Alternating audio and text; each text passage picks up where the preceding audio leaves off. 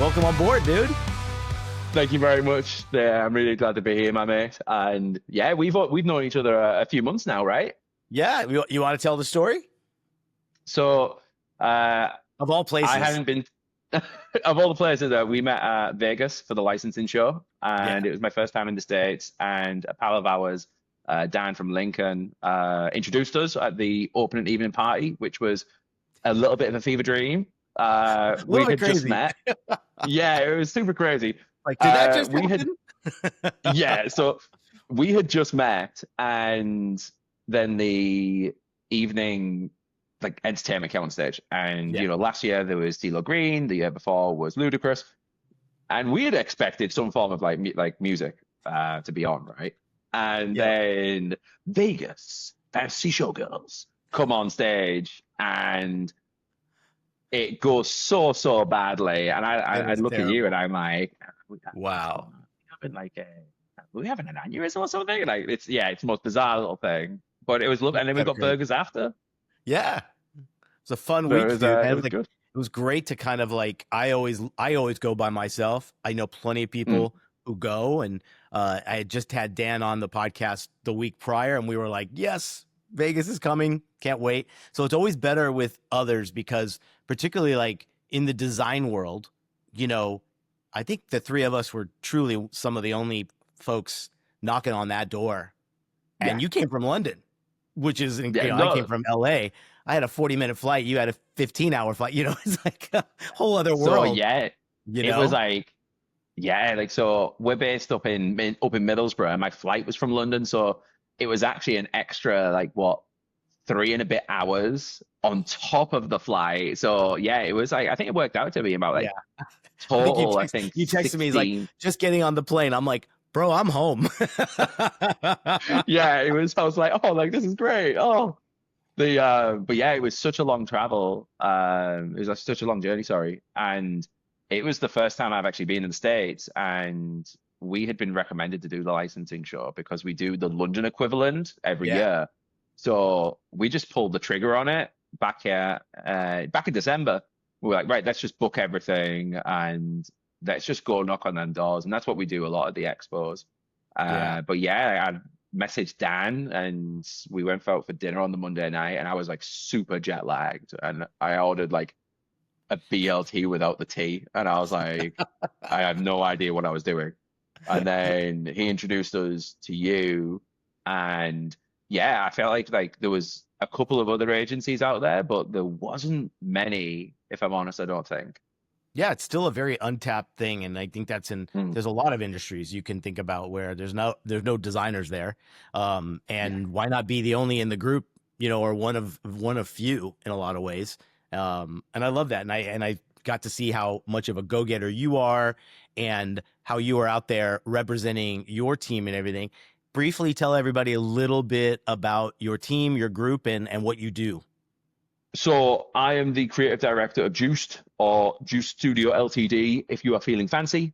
And we're a creative design agency based up in the north of the UK, and we're just all about making cool shit. We're a small team of six. We work a lot in the licensing and games industry, and we just like to make cool stuff, whether that's brand development, style guides, merch kits, whatever it might be.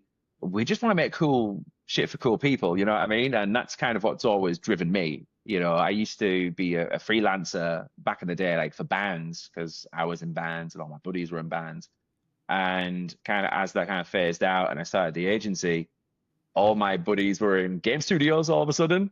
And then that just kind of had a really cool knock-on effect. And that's how we got into the licensing gig. And that's how we found out about, like that's how we discovered like Netflix and worked with those guys and the guys at Funko. And yeah, we just like to make cool stuff for cool people, really, at the end of the day. And it doesn't go much deeper than that. And which I Yeah, like, it's like it's super yeah, surface level. It's just let's make cool stuff, full for stop. good people. Yeah, Yeah, goes hand in yeah, it's hand, always for right? good Like, people. who wouldn't want that in their business, in their day to day, Oh and yeah. I think that's still a daily goal. I want the work I want to work on to be better, cooler, Mm, and I want the people that I get to work with to be better, cooler, and all that as well. So it's like one of those great goals. And you're not the first to say it, man. Like that is such a great way to put it. And I hear Mm. more and more designers saying that, because I think after a certain amount of time, man, you're just like, you know, you dedicate a lot of hours to this, especially if you're running your own show. So many of our listeners are either running their own thing, or, you know, they're those troopers out there doing the 9 to 5 plus trying to start something. So, man, the more you can reach for that goal of good shit, good people, I mean, man, that's the ultimate goal for all of us, you know? Oh, 100%, man. And it's like, you know, we're like a week out from going to our next expo, which is Gamescom in Germany. And we've got a bunch of clients out there. And, you know, I'm messaging them saying, oh, are we going to hang out? You know, we've just done this project for you, or we're on this project. Do you want to go catch up about it? But every message after that is going, hey, like me and a couple of my buddies are going to go do karaoke. Do you want to join us? Because these are all people who like we Don't get get me along with, started. and they're just really cool. Oh man, like don't tip me with a good time, man. Exactly, right? Like we want to be able to go and have a good time with these guys as well, right? If we just run into them at an expo, you know, it's that like tells you that you're doing everything right. If a client asks 100%. you that, you're on track. You're doing well. Yeah, right. And it's like, you know, we work with these clients for sometimes like months and months on end. You know, we'll be having catch ups like every week or every other week. Yeah, and we'll be doing like a lot of email comms. We want to, you know, I want to know how their day is. You know, I want to be able to get on with them as well. And you know, like there is obviously the hard line between, you know, like contractor and business. You know, and we have to respect that. But if we can enjoy that as well at the same time, then 100% I want to do that.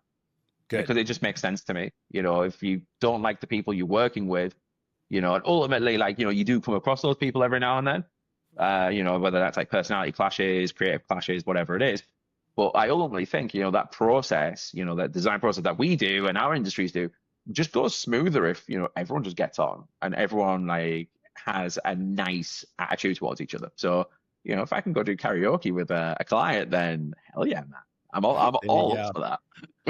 That's gonna be my new goal now. This next year, I'm gonna end this year by doing karaoke with a client somewhere. What's your karaoke go to? Oh, where do I start?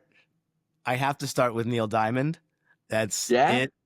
Billy Joel, Garth Brooks, Elton John. Good choices. Good choices. For me, they're in my range. They don't go too high or too low. And I don't care for range. I just want to belt it out. And you sound amazing. For me, right now, I mean, it's always going to be "Fight for Your Right" by Beastie Boys. Mm-hmm. You know, that's stone cold classic. But right now, if you were like karaoke song, potentially "Invisible" by Duran Duran. Oh, okay. Ooh. Yeah, it's been making I've done Ordinary World before. So it's been making the waves a little bit in the meme space for Death Stranding 2, because for some reason it's so associated with Hideo Kojima and Metal Gear Solid, even though the game it's referencing, it's used to reference, was released years before anyway. But yeah, Invisible by Duran Duran's an absolute banger. So but we'll do karaoke at Licensed and Show next year. Let's do it. It's already set. It's in. All right, bro. Are you going to go back next year? Oh yeah, for sure. Yeah. Yeah. Good. Yeah. Good. Want to chat about our topic here and what we've been doing lately. If you haven't already been checking it out, what I always love to do is when I sit and talk with someone about coming on the show, I always love to say, like, what do you own? What space do you own that we could talk about when it comes to this? Mm-hmm. And I was so glad, Rob, you brought in a great one. This idea about being the underdog and turning doubt into drive. Why does that topic resonate with you? Because it's honestly something that, like, it's what I use to drive myself. You know, I always, feel a little bit like the underdog. You know, I started the studio right before like a global pandemic, which was in hindsight not a great idea. But all of our clients that we had at the time suddenly were no longer clients. And we had to pivot really, really quickly to find new clients. And it almost felt like every decision we made was, kind of, we were followed by something, right? We were always like on one step back. It always felt like we were kind of a little bit behind, and we were always knocking it just a little extra hard A little Hmm. extra hard is not very good English, sorry. But we were always knocking just a little harder than we had to. So it took years for us to kind of honestly feel like we were taking off. And I feel like it was kind of around the year 3 mark where we started getting a little bit of that recognition for, oh, wait, this is a cool design agency. And that was when we landed. We landed Netflix and Funko back to back on pretty long-term contracts, which we're like super lucky about. But it felt like, oh, we were like in a queue of other design agencies. And like there are like dozens upon dozens of design agencies and loads of, we're friends with a bunch of design agencies, but they are sometimes like, 10, 15, 20 years old, or 10, 15, 20 years into the game. Whereas at the time, we turned 6 in October. So we are still sometimes considered quite a young agency. And a lot of people look down on that. A lot of people, we did have a client once, and this was maybe 2 years ago. We were pitching for a project, and we just got told that, yeah, like you guys are cool, have cool work, but this won't go past, our, seniors because you're a young agency, and we don't Hmm. work with young agencies.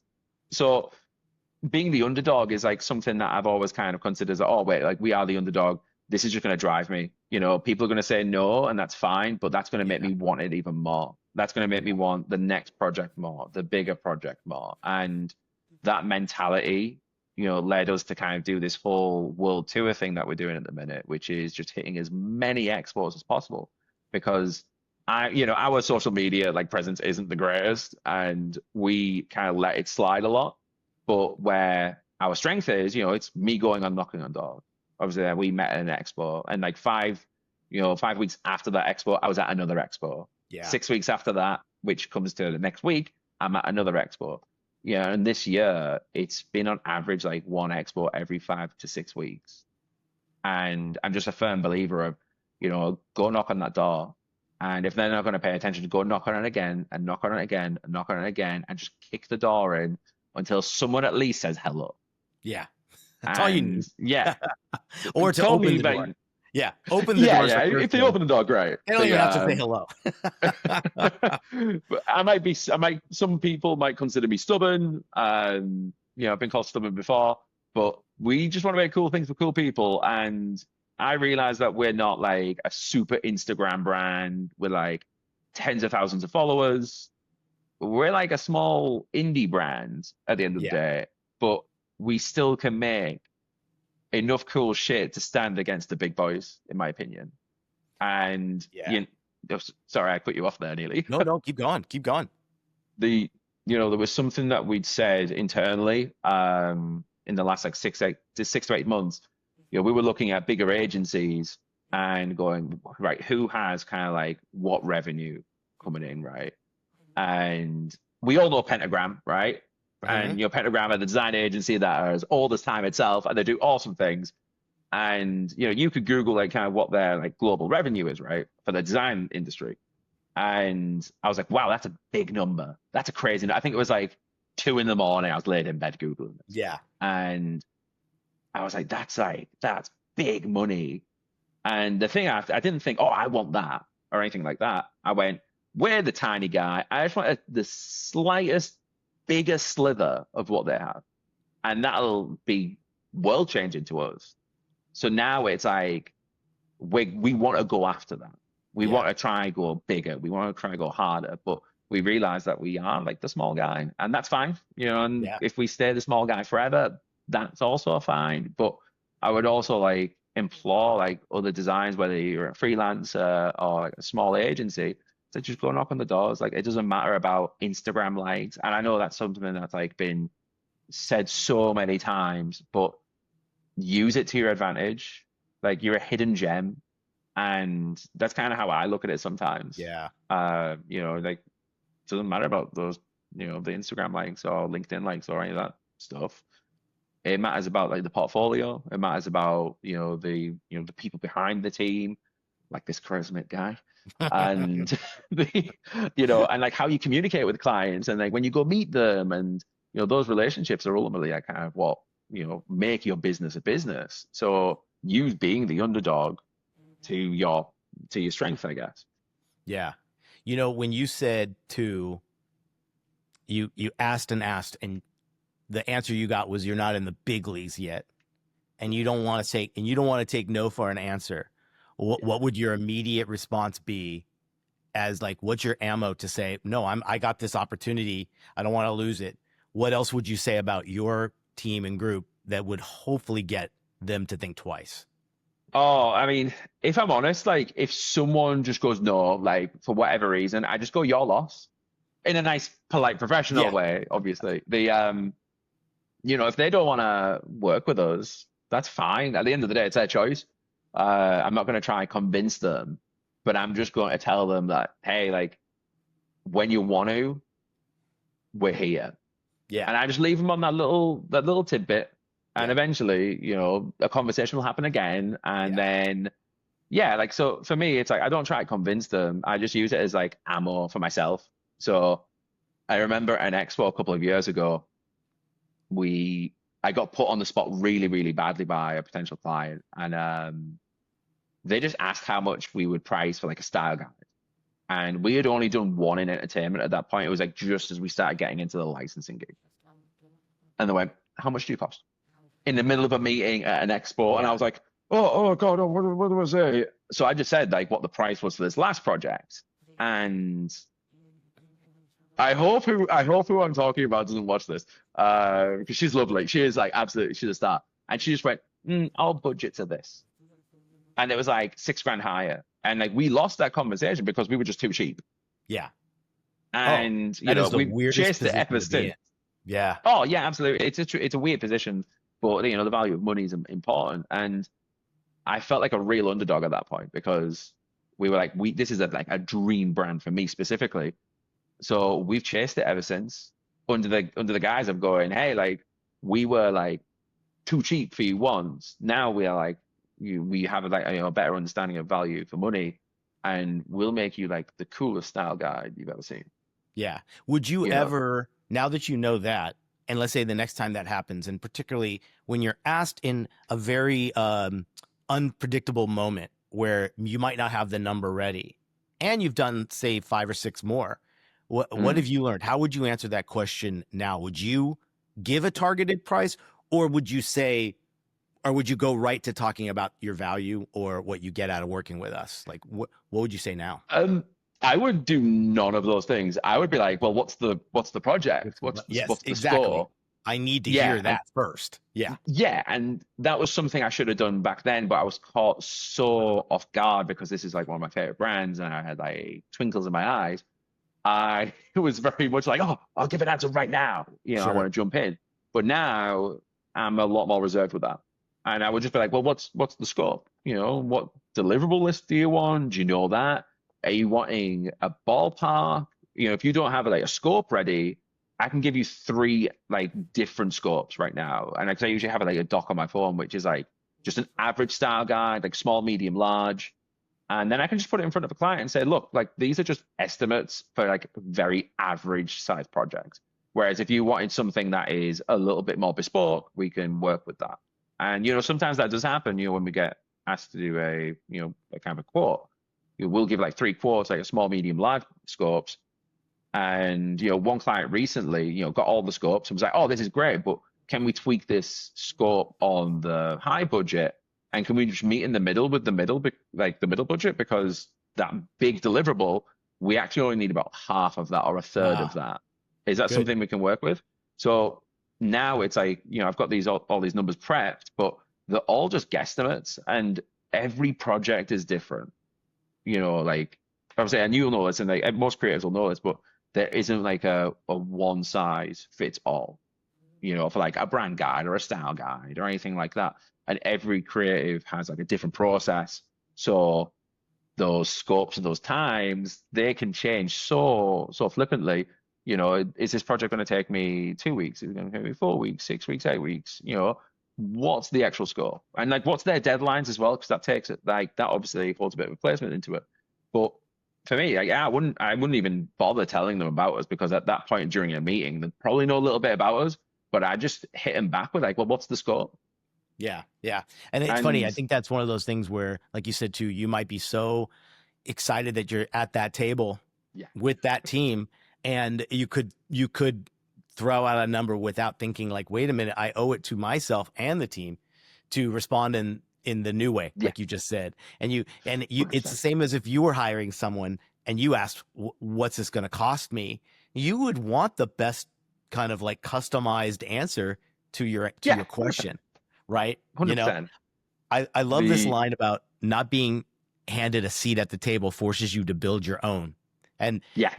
have you got to a point where the no's were just happening too much, and in some way you built your own table to sit at? Like, did you go back from those no's and say, well, we got to build our arsenal more, our online presence, or screw the Instagram stuff? I agree with you on that. Like, it's your Yeah. website, it's your reputation that a big place is going to hire you from. What did you do to build back and better?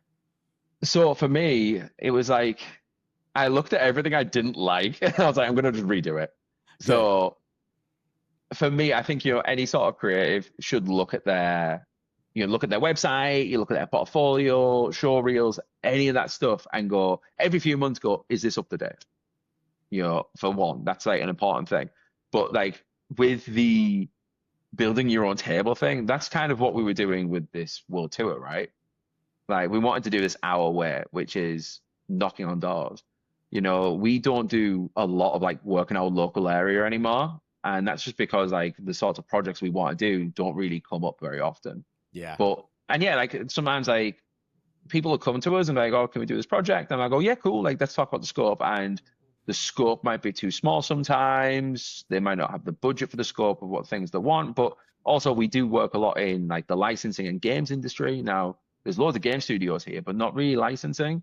So we don't really work locally. But even our local network, we do a little bit of work with that in terms of like, who are the other designers that we're friends with? And there's a bunch of like small agencies and freelancers like ourselves, like or agencies like ourselves, sorry, that we're pals with, and we have this little network. And I think that is its own kind of making your own table, I suppose. Mhm. I think a lot of that is going, we're just going to do things our way, and we don't really care what else that means. So we're It in the sounds middle of like doing our new. you're not asking for permission, you're asking for forgiveness. Yeah, yeah, and I Yeah, think you should do that. I think you should that's a do good that. one. By no stretch of the imagination, don't share NDA work. Oh But yeah, sure. the ask permission to just say the name. Or Like I'm even ask talking permission. about what you did by building a team of like-minded other designers or folks to just collaborate with and talk about these situations. It's like, don't think you have to ask for permission for something like that. Like, that's Oh how yeah. you got better. And like you said, you almost said like you built your own group of people to sit at that table to learn from and gain some knowledge Mhm. from. We talk all the time about how great and transparent people are in our industry. So Yeah. that's how you built back a little bit of that confidence and maybe a better reputation. And also, 100%. you brought up a great thing too. Here you are doing this, you're not just going and doing business trips to get insight and to meet clients face to face, but when you said world tour, forgive me if I forgot this, but are you marketing that? Because that would be the ultimate like marketing campaign of your Yeah. world tour, and we're doing this for you, future client, right? Like, we're Yeah. we're, we're learning all over around the world. So we did like a tour poster illustration. We actually, we printed merch for it. We've run out of these t-shirts now, but at the beginning of the year when we announced it, we printed them on like A3, like just dead nice like stock. And we just sent it to loads of people in the UK alone. And it wasn't even necessarily to clients, it was just the people we knew in the creative industry. So some were clients, some were other agencies. And like we like to make cool shit, and like sometimes it's like it's in the merch, right? We do loads of merch for ourselves. I was like, I know you got some of our goodies at Vegas, but we just like to do that because it's just cool. And when we were doing this print, we were like, let's just send it to every agency that we're friends with. Sure. And one of them got back to us and was like, you guys always make cool prints. Every time you do a cool print, just send it to us. And this is like a way bigger agency. And the guy was like, their CD was just going, oh, I've got your last print like hung in my office. And I'm like, we just do it because it's cool, right? But Yeah. we just want to send it to everyone. And it's almost like, it's kind of that stubbornness in me as well. It's like I want everyone to see it sometimes, but we just want to give it away. At expos, be like, here's half the stuff, go Yeah. have that. But That just resonates with me so much that you can even have this little section on your website that's like, look at what we do to be the best team we can, right? yeah, This world tour, this idea of going to different things and catching things out, and then bringing, like-minded merch and things like that to spread the word. Look at Dan at licensing show with the largest backpack, brand oh new man, book, and seeing what he was doing as he was introducing himself. Even I think he said even him just bypassing with people that he hadn't seen with and a long time and wanted to make sure they are reminded of him and his agency. There he is with a book, and you're like, it makes you really think about how you can show up more for your 1-person team, your 10-person team, or whatever you are doing.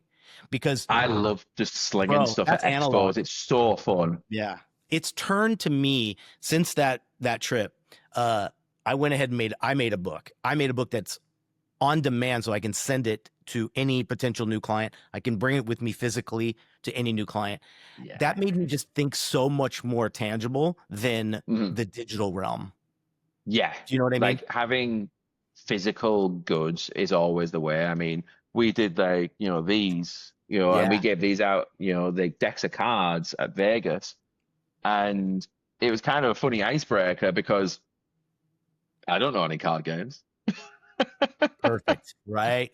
Yeah. Just dishing out these poker cards and like, oh, here's some poker cards, they're all illustrated. And the amount of people who go, well, what's your game of choice? And I'd go, I don't know, like Yu-Gi-Oh! Classic. Because I can't play poker at all. So and I was a nerd I saw. growing. I mean, I still am a nerd. I witnessed it. So like giving people like physical goods is like completely like I think it's the best way to market your like business or brand or whatever. Merch is marketing. It is like it's just pure gold.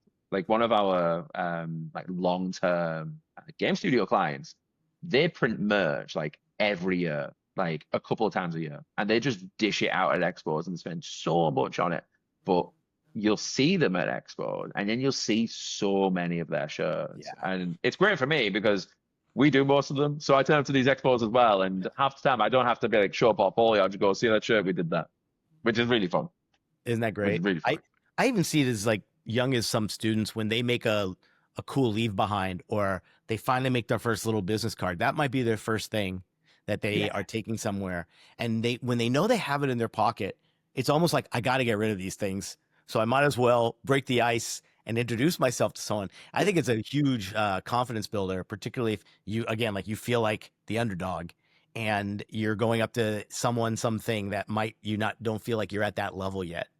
Always the best kind of call to have something in your back pocket.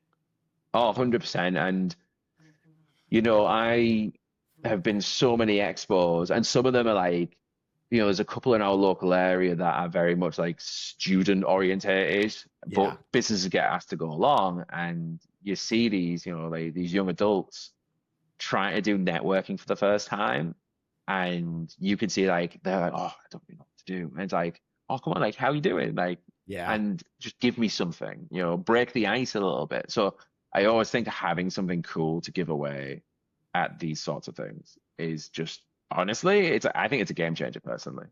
Yeah, and you don't have to break the bank either. You could be very creative with what you put together, even paper-based, printed. It doesn't have to be plastic, physical, whatever you want. When you think about it. Designers, let's talk about the fastest way to make a website look expensive. Have you ever heard of transparent videos?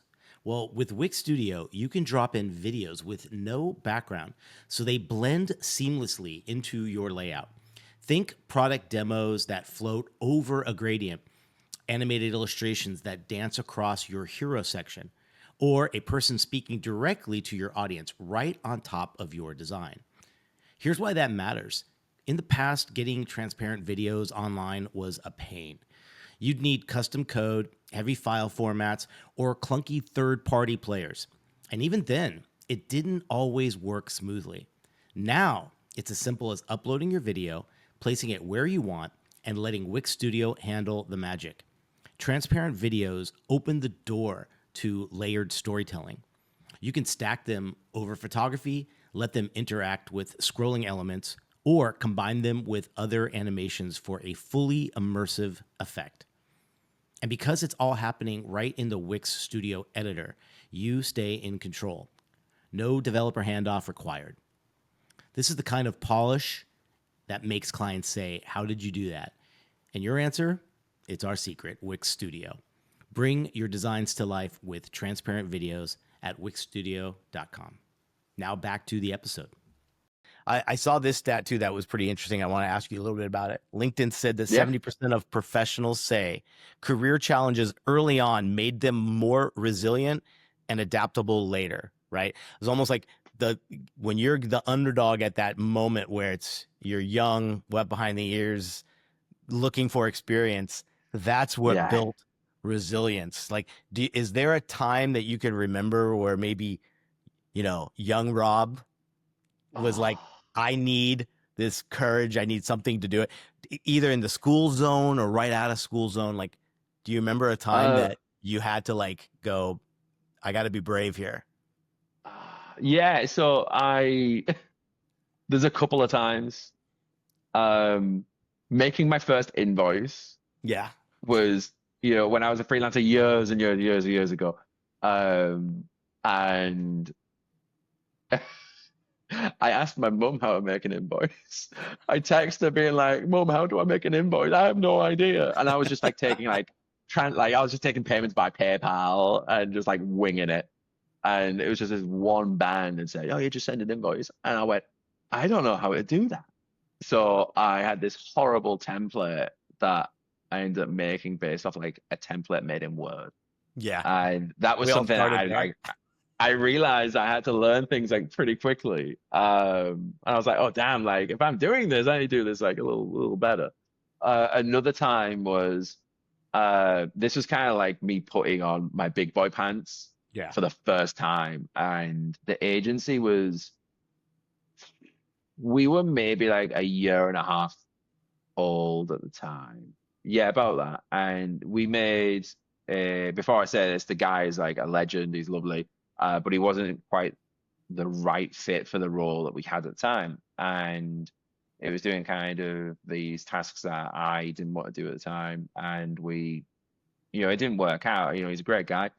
But I realized like, oh, wait, I should be doing this. And it put us like steps back, like way further back than we should have been. And it was very much like I need to like put my big boy pants on here and I need to like buck up a bit. So that was like a time kind of like that. And it just made me look at the business a whole lot differently. And, it was a good thing it happened though. Ultimately, like, these things are sent here to like, test us. I think at one point in that like instance, I think we had like 50 quid in the bank at one point. And we were like so close to the red line. Like we were so close. It was like month to month. Obviously, it was during a pandemic as well, but it was so month to month. It was like so hard to do. And I was like, right, we need to make some changes here. And if we can't make changes, obviously we won't exist. But we did make changes and we're here, which is great, right? So, for all these things that, I fully believe that not just in like creative, not just in business, but everything is sent to us just to test us. And not to get too philosophical on that, everything is just a stepping stone that's going to get you close to where you need to be. And whether that's, a long step, a jump, a dive, you've got to do those steps regardless of the anxieties or the fear. You still have to move forward, because if you don't do that, you're going to end up on little side quests, you're going to sidestep, and you're not going to be going towards the right place. And, I fully believe that in every walk of life, regardless if it is creative or business, you do these things and they do happen, but it's about getting back on track with it. And, that's kind of the saving grace for me, having a team of, we're a team of 6 now. And my team, they all have opinions, they all have personalities, we all have like clashes on things, we all don't agree on, but ultimately it makes the projects better. It makes the brand strategy better. It makes our merch better. It makes our website better. It makes everything better because there is a level of understanding and respect between us all. You know, if I have an idea that ultimately is shit, you know, I expect our art director, Neve, to call me up on that. And I want her to. Yeah. Same way, if she has an idea that's shit, I will just say, hey, this isn't a good idea. Like, that's like, you know, let's kind of like, you know, work on this. Like, and that's the kind of, yeah, I know I'm waffling a bit on this, but yeah, I fully believe, you know, like everything is sent to make us more resilient regardless. Mm-hmm. And I think in our line of work, you need that. You know, I mean, Oh, what dude, are you there's going to do no when you one get way or some, the highway, you know? yeah, It, 100%. even if you're a solo, team, a one person show, like having those folks that you can send something off to and say, give me an honest response, you know? Yeah. That's why And like, I think, that's the whole reason I got you on our Slack channel, man. Cause I was like, oh man, I love it. I knew you'd kick into gear immediately. Oh, Cause I we all love it. need that, right? Yeah, like I check it. Like, you know, it's funny because whenever I post in that Slack channel, you guys are all asleep. And it I comes to know. the end of my work day, and then I see the notifications come up, and I'm like, they're awake. That's almost But like yeah. I've always appreciated time differences Hmm. in any way that you're working with someone, because there is that idea of like, by the time I wake up, there might be, I'm gonna have a a huge amount of response to whatever I might have asked for, and that's, Yeah. we're so used to this. I want to reply right now. I just asked you a question, like, Oh man, I'm we're, the worst we're for it. but isn't it great to have that, like, to know that, like, with that time change, it's such a nice thing. It's like waiting for mail, and and there's a bunch, rather Yeah. than this push notification that we're on all day long. So Oh I'm man. glad you brought that up. That's kind of interesting. It it's so nice because like on when we were doing our latest sticker pack and I was putting in sketches and roughs into that Slack channel, and then I kind of throw it in there in like morning, early afternoon, and I'd forget about it, and I'd carry on my day, I'd get on You're my like, no one tasks, likes my work. but then suddenly, so for context for people watching, I'm the only person UK side, everyone in the Slack channel is stateside, and Yeah. yeah, so I'm the only person from the UK, and I'm the odd one out, I guess, which is funny. But I get on my day, I get on my tasks, I do my email, I do whatever I need to, and then suddenly the notifications pop, and I'm like, people do like my work. Oh. But I fully believe, even if you are if you're like a freelance solo studio, solo person cracking out the cool designs and doing the cool thing, I think having a circle of people is great. I'm in a few group chats. I've already mentioned this, but with other designers and freelancers and solo studios and small studios, and we're all just like, oh, we're all just creatives in Yeah. the same space. Like, we should all go hang out and have coffee. And, that's something that I kind of really enjoyed about my visit in the States. Meeting Dan and meeting you, you were so welcoming. And, the funny thing was when at that open night party, when Dan introduced me to you, and then he introduced me to Greg Lutzker, obviously he's like cool pro skater, but he's a client of Dan's. Yeah. And Dan knows that we work in almost the exact same sort of space as them. And he was just like, yeah, man, like there's enough work to go around for everyone. Who fucking cares? Like, Yeah. let's just all hang out. And Yeah. over here, there's not like the attitude for that isn't quite the same. Some agencies are a little bit I cagey remember you about saying talking to that. each other. Yeah, it kind of just is what it is. But some agencies can be super lovely. But some are a little bit cagey. But I fully believe, we should just all hang out, man. Like it's We're all all good. underdogs. Yeah, man. Like just hang out, chat Or shit, we've all, because hang you've out. been one at certain, you might be the top of the list, but let's say you get into a whole new arena, you Mm, become an underdog again. It's like, it's almost like a repeat pattern. And one thing we were looking at was this idea that you kind of gain some superpowers when you are an underdog, for sure. yes. What habits or mindsets have you learned by having to prove yourself in these moments where you feel like maybe the underdog? What new things come on board and now become commonplace for Rob? I'm going to make a joke about this first, and I'm going to give a serious answer. But what I'm going to say is that bitterness fuels me. Let it fuel you. Good. Okay. Love that. That's a great way. Yeah. Yeah, and Good mantra. it's a joke I've had for years, and it was because an old clothing brand in our area, I applied for a job there, and they said I didn't have the right degree or whatever it was. This is like 7 or 8 years ago now. And I remember being like, I'll just do it myself. And, like it was this joke for ages about like bitterness fuels me. But um I fully believe, like anything that kind of feels like it's gonna stop you, just let it push you. Just let it push you. Like those no's, like that's just fuel to get the yes. Yeah. If someone says no to us for a project, and that's all be fine. I just use it to fuel the fire. I actually use it to fuel the fire. Yeah. And was that always a case with you, or did you find more into business running and being a self-sufficient kind of person? Did that come naturally, or did you have to stretch for that? I think some of it came naturally. Yeah. Some of it was a real bad learning curve. So for me, like right at the beginning, I really struggled to let go of tasks. For instance, I wanted to do everything. I wanted to control everything.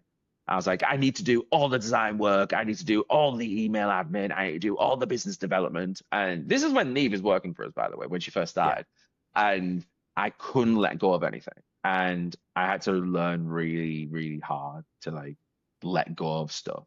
Yeah. And it was kind of like the control freak in me has to let go so we can do things better. So now, obviously, like everyone's on projects. I oversee projects. Neve oversees projects.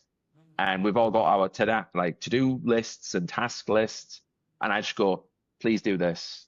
I need it out of my space. And, that was like one of the biggest things that kind of was like a learning curve for me. But other things that was like really hard was, like spreadsheets. Like I hate spreadsheets. I hate numbers. I need to love them, but I hate them, right? Yeah. But then other things that came naturally was like just going and talking to people.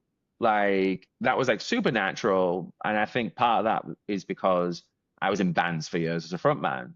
So I was pretty used to, speaking at shows, doing music videos, sometimes things like this.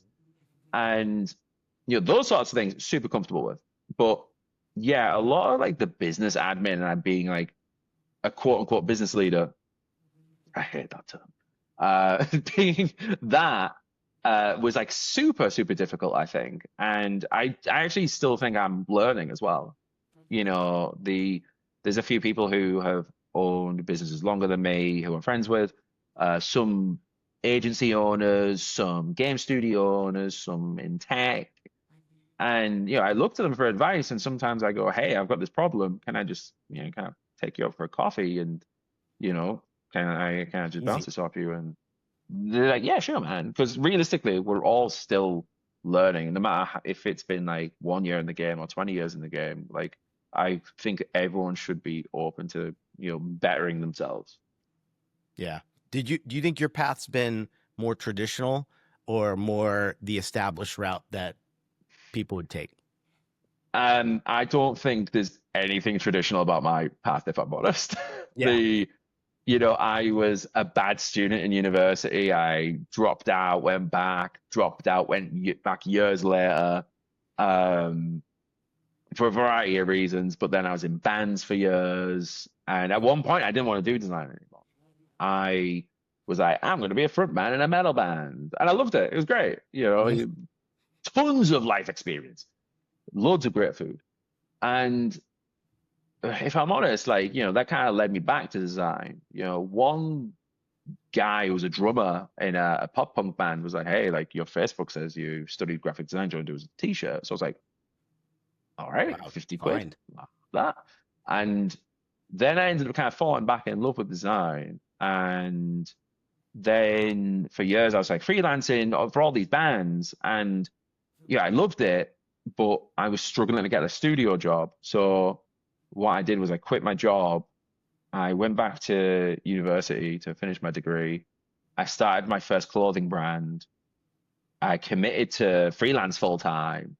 But then, as I was doing my degree, I remember discussing with one of my tutors about doing a master's degree, and she said, why do you want to do a master's when you've been working as a freelancer for years? You don't need to do a master's. You don't need to spend another year or two developing your craft because you're already commercial. You've got a clothing brand, you've got clients. Just go do what you want to do. And I Great. remember through some like kind of life circumstance stuff, I came to this idea of going, I'll start an agency. And I remember I handed in my last module on the Friday, and then I started the agency on the Monday. Oh, well, what would become the agency on the Monday. So Wow. I didn't go work in a bunch of different agencies and get loads of like industry experience. I You dove right in. got my, yeah, I just Yeah. dove straight in, and I got my own experience working with people. And then I was like, I'll start an agency. How hard can that be? And I mean, it's going okay. It's going great. But yeah, so I don't really have like a traditional path where someone went and worked at a bunch of places and then started something, or they worked their way up the ranks somewhere and then became like a creative director. Yeah, so it's a little bit different. But I wanted to forge my own path, I suppose, Gotcha. and I didn't want to do anything but that, I think. And I think that kind of comes back to the stubbornness in me. Yeah. There's a lot of people that I think we know, and folks that are probably listening right now. If you're considering yourself kind of like doubting that you can make that next move, right? What Mm, would you tell someone based on like your experience if they're feeling that underdog, if they're feeling that idea of like, I can't make that next move, I can't leave the job and mm. fire up freelance or whatever it might be? What are your tips to tell them? Just do it. Just fucking do it, man. The Why? so in my last day job, I worked with a guy who I was still friends with, and this is when I was freelancing. Yeah, And he told me every day for about a year and a half to quit my job. he knew. Every day he go quit, go freelance full time, go freelance full time, go freelance. And because I didn't, I feel like I lost valuable time that would have been better spent crafting, building my craft, doing all that good stuff. I spent years being really, really anxious about being what I am in terms of a creative. You know, it's just do it. And it's hard. It sucks. It sucks making that decision. It sucks making like that leap, Yeah, but just do it. I mean, there's no, yeah, like, I don't have any crazy tips or anything like that, but I'll say from someone who didn't, who took that, it took years for me to do that jump. I regret that. I wholeheartedly like believe like you shouldn't try, you should try to live without regrets.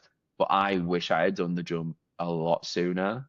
And if we done the jump a couple of years prior, Juiced might be like 9 or 10 years old now, as opposed to coming up six. yeah, So, and time is finite. We don't have a lot of it on. Not to get like too philosophical, but we don't have a lot of time. So just do the thing, and if it crashes and burns, it crashes and burns. Who cares? You did the thing. And if it turns out great, then awesome, right? If you get to go do the thing that you want to do and it works, then that is just like that's stellar, right? And but even if I always think that if this studio just died tomorrow, we all have great experience out of it, working with great brands, great clients, great projects. We all walk away with something. So if someone who wants to make that jump and is super anxious about it, just do it, because even if it ends up not going the way you want, you still get something out of it. You still get like so much experience out of it, life experience. You meet people, just lean into it and, just ride it, enjoy it. Like this, life is too short to like not to worry about the what ifs, I suppose. yeah. Like I said, I've got no good tips and then dish out the tips like it's now. But No, the tip the the tip you had there was the regret or the feeling of if only I'd done it sooner. And I Yeah. think that's a huge positive for anyone making that in that zone of like making a decision, is hearing someone say, I wish I'd done it sooner. And like no one's doing it the next morning after saying, Yeah. hey, I need a change in my life, right? There's always some time. So like you giving that prompt to say, wow, if I only did it sooner. I think for me, like my timing was right. And it was a matter of all the writing was on the wall that I Yeah. finally opened my eyes and made the decision that quickly. And then to like very similar to what you had, everyone then told me, well, it's about time. I was like, well, why didn't you just say anything like for prior? You at least you had a friend that was telling you. It sounds like it's like Goodwill Hunting when Ben Affleck's saying, you know what would make my day is one day you leave and get out of this town. It's the same thing. Oh no, it's absolutely that. Like it's so that. And but yeah, it's just like I don't want to spend my life thinking what ifs, right? I just Yeah. want to do the thing I want to do. Yeah. And you know, I mean, we're in the middle. Sorry, at the middle. At the minute, we're about to like launch an online store, right? Because so many of our pals always ask us about the merch we do at Yeah. expos, and because they're not at expos or they're not in businesses, they just don't get that. And I have to wait months for the run to end or the campaign to end, and then I'm like, oh, I've got a few shirts left. Who wants one? And a bunch of my friends are always going, well, your old clothing brand, just kind of spin that up as juiced. And I go, okay. And we've been toying with the idea for it for, God, probably been near 2 years now. And it's taken 2 years for us to actually really be like, okay, cool, we're going to do this. And, that's one of the kind of the big things we're doing over the next few months is we're just prepping everything to go live so that we have this start. And now it's something we should have done years ago. And it's something that I'm just grateful we're doing now because ultimately the clients they come first, right? The stuff that we do is ultimately second to that. But I'm going, right, cool, we've got the time, let's do this properly, Yeah. and let's get this out. And I'm thankful that we can do that now. But do I wish we could have done it 2 years ago? Absolutely. Sure. And I try to have less thinking like that. And sometimes, it's like, oh, I wish we won that project. Oh, I wish that project, was, going to become public sooner. There's loads of different things. I try to have less of those thoughts. But if someone's wanting to just do that jump, just do that jump. Like nothing, people might think there's loads of like blockers and things stopping them. But ultimately, that's just stuff. Just do the thing. Like whatever it is, it's just get it done. And then yeah, just worry about it later, I suppose. I see how it goes. Yeah. It's funny Sorry, you said that because I'm retreading things I've you're already like said. answering my questions before I can ask you. I Same wanted to brain. I wanted to ask, like, if Rob could have a mantra for pushing forward and keeping you going, what would it be? And we're Oh, trademarking this and putting it on merch in your store, so it better be good. oh man. I mean, if What's your there's mantra? anything, if there's anything, like we always just say make cool shit. Like that's how we run the studio. That's what I want to do. Like I think if anything, it's like I always I always joke like just make cool shit till death, Yeah, man.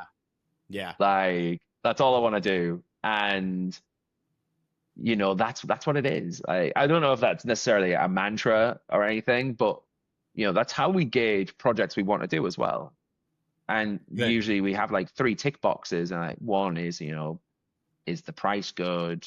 Is the client cool? And is it a cool portfolio piece? But ultimately it's like we just want to make cool stuff. So like we can work around this if it's cool. You know what I mean? So yeah, I don't know if that can be considered a mantra, but it's all I think about. Like when I look at like draft work from anyone on the team, usually that's obviously we've got the brief in front of us, but I often just go, is this cool? oh, it's just like a cool brand identity that does all these cool things. Oh yeah, awesome, cool. Does it fit the brief? Awesome, cool. Big tick for me. And likelihood is if it fits the brief, then the client's probably going to be happy. So That's for cool. me, it's like, yeah, I just want to make cool shit for cool people. And I don't know. Yeah, I don't know. Like, would you consider that a mantra? Maybe. It is because, well, anything that feels like it tells you enough about a person or a team or whatever it might be. Yeah. But there's still enough room for the listener to make their own interpretation of what that is. You Yeah. know what I mean? Sometimes if it's too specific, I feel like oh, well, that's Rob's, and that, Yeah. God bless him, that's great. But I like the mantras that anyone can learn from, Mm-hmm. And to me, yeah, it's like, to me, I feel like even the good people part is more of a focus.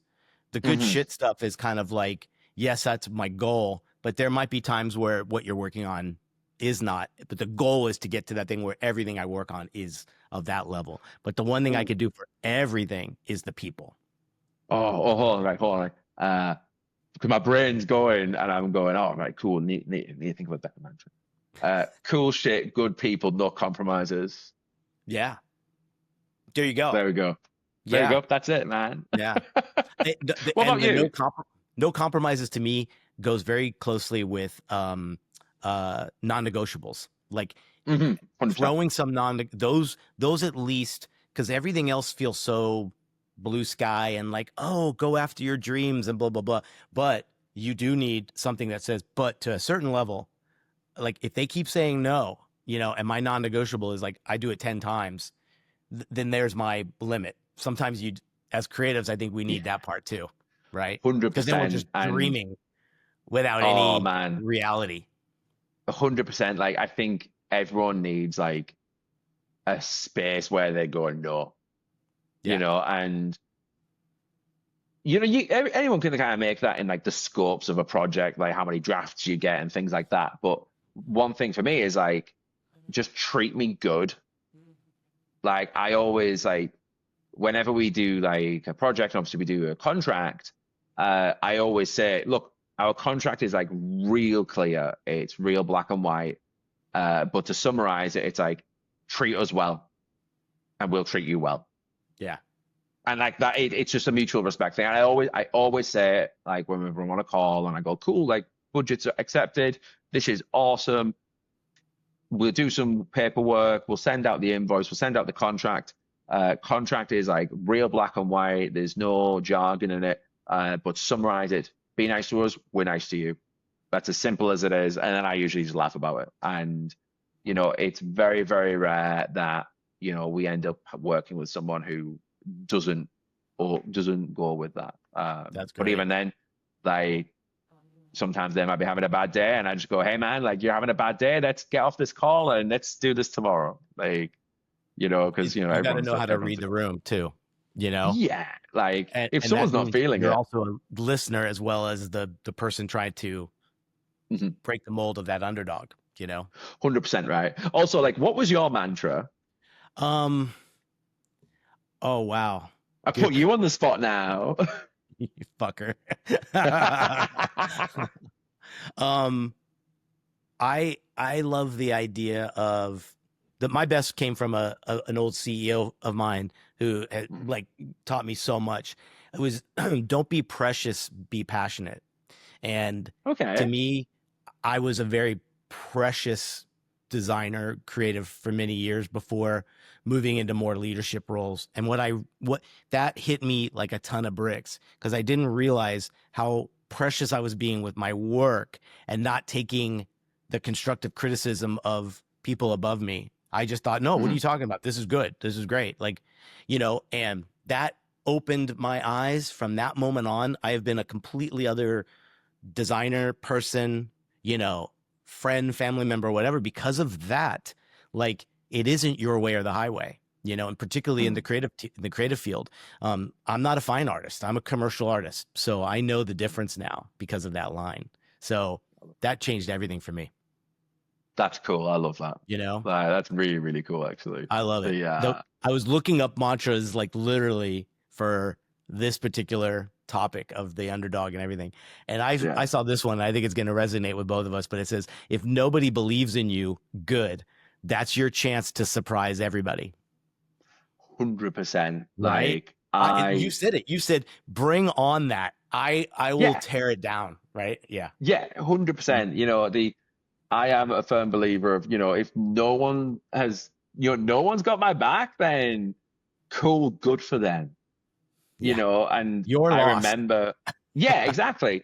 Yeah. Now I remember years and years and years ago when I was just a wee freelancer, and I Oh, think this must have been like that's a great name for like a small studio or a t-shirt. We freelancer. just a wee freelancer, and I I remember this must have been like less than a year into my journey of that. And a bunch of my buddies who were designers in the same space as me, which was bands, were doing all these cool things for all these cool UK and US like metalcore, and hardcore bands. And I couldn't scratch the surface of it. And I remember feeling just so out of the club, right? And I remember being like, just watch me, I'll do this, and I'll get something. Like, and that's what drove me every day, you know. And the whole, I kind of coming back to the thing I said about agencies, and in the UK, some agencies are a little bit cagey to each other. I'm like, cool, don't be our friends. See if I can, you know, whatever, man. We're still gonna be here. We're still gonna be making cool shit for cool people with no compromises. See, I'm using that now. And the so for me, yeah, that 100% resonates with me because I feel that's like me to a T as well. Kind of the stubbornness, I guess. I love that. No, that's great, dude. It's great. I'm so glad we met for sure. 1,000%, bro. 100%. Can't wait till the next hangout with you. But you bring such a good positivity to the conversations. Just keep that up, man. That's who you Oh are. man, I appreciate it. Like I thoroughly thankful to have met you at the licensing show, and you've been so welcoming to me, to you and a bunch of other designers who just like welcomed me in, and you know I'm like super grateful for that.